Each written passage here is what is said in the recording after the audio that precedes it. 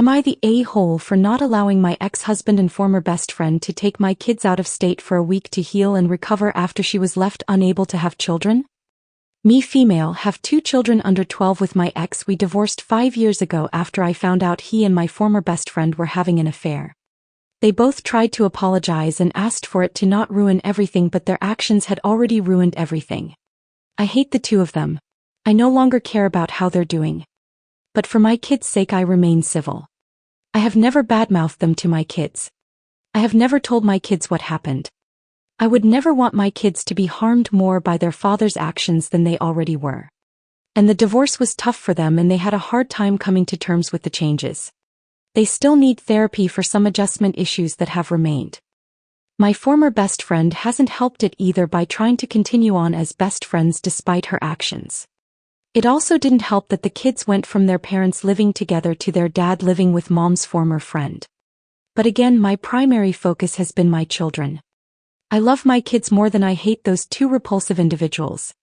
I love my kids more than myself, which is why I worked so hard to be civil in front of my kids. Because the last thing I wanted was to make nice with them. But my kids love their dad and that has never changed. My ex and this woman are now married and they tried to have children together. In December she had her 10th miscarriage and had to be rushed to the hospital and into surgery, which left her unable to get pregnant again. I got a call from ex telling me all this and asking me to bring the children to the hospital to stay until she was ready to leave. It was my parenting time, so I told him I would not bring them to sit and wait. He was very unsettled and told me to bring the kids by and he'd get them to ask me to let them stay. I told him that wasn't happening. He made no more contact after that and he didn't take the kids for his parenting time either or contact me about it. His mom reached out and she told me he refused to leave the hospital. He didn't see them until his parenting time came around again and she was released. There was a new tension in the air at that point. He was furious with me for keeping the kids from sitting vigil in the hospital with him. Now we have another dilemma that's become an issue. My ex booked a healing getaway for them and they want the kids to go along. It happens during my week and it's a school week. He also wants to take his weeks as normal before and after that. So he would have them for 3 consecutive weeks. From what he stated, he would potentially keep them out of school for that long so the kids can be there to help her recover and grieve knowing she has them, was how he explained it to me. I said no and I explained that I was not letting him take them out of school for a week just for her. I told him the kids are not their emotional support to get them through this and therapy is significantly better. I told him I didn't approve of them missing extended school time period. But I wasn't giving up my week for it. He tried to state the week he missed should be made up for, but our court-ordered parenting plan states if a parent voluntarily doesn't take their week, without an agreed-upon make-up period, then the other doesn't need to give up a week in return. I pointed this out to him and he asked me how he said human decency would state I should be willing to put aside our differences at a time like this. And that school isn't more important than family. He asked me how I would feel if she ends her life because of this and my refusal was part of the reason why.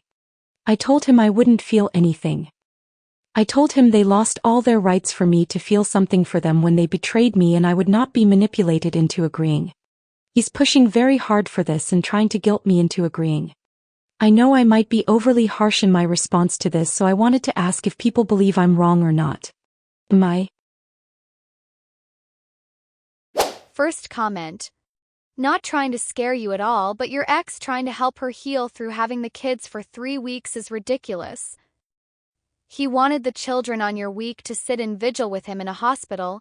Could have been quite traumatizing to them, which for some reason didn't occur to him at all.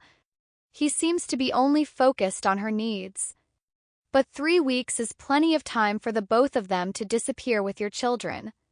Pair of them don't seem to have any guilt whatsoever when it comes to taking things from you. This is a woman who, after stealing your husband, expected you to still to be besties. Why wouldn't she want to take your children now she can't have her own? Because in her mind you can have more. Second comment. You are not the a-hole. Your kids are not your cheating ex's wife's emotional support animals. He can go get a dog. Dogs love you even if you're a complete asshole. You don't pull kids out of school just to make yourself feel better. That is completely inappropriate. Third comment. You are not the a-hole. He really brought up human decency. How ironic. He lost the right to use that as an excuse for anything the second he cheated. All right, viewers, where do you stand? Was she right to enforce the custody agreement and prioritize her kids' schooling and emotional boundaries over her ex's request? Or was withholding the healing getaway too harsh given the ex's traumatic situation? Let's hash it out. Should parents ever use kids as emotional support during a crisis? Or is protecting their routine the higher priority? If your ex cheated with your best friend and then asked for a favor like this, could you put the past aside? Or would you hold the line like she did? Sound off with your stories and hot takes. Drop your verdict below. See you in the next story. Peace.